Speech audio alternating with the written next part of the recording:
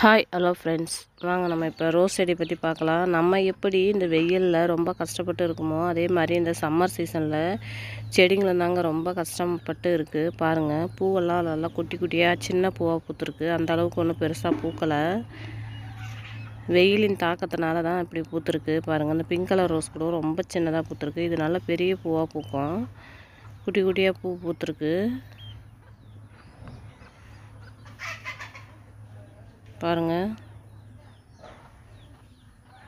Summer சீசனில் எப்பயுமே நம்ம லிக்யூட் ஃபெர்டிலைசர் தான் யூஸ் பண்ணோம். அப்போ தான் அது ஈஸியாக செடிக்கு சேரும்.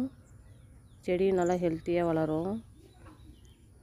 இங்கே பாருங்கள், நான் வச்சுருக்க ரோஸ் செடியில் எல்லோ கலர் மட்டும்தான் ஏதோ ஒரு 4-5 பூ பூத்துருக்கு.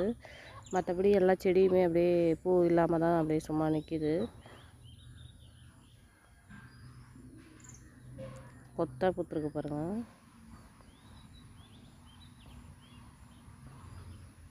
ஓகே ஃப்ரெண்ட்ஸ், உங்களுக்கு வீடியோ பிடிச்சிருந்தா லைக் பண்ணுங்கள், ஷேர் பண்ணுங்கள், சப்ஸ்கிரைப் பண்ணுங்கள். தேங்க்ஸ் ஃபார் வாட்சிங்.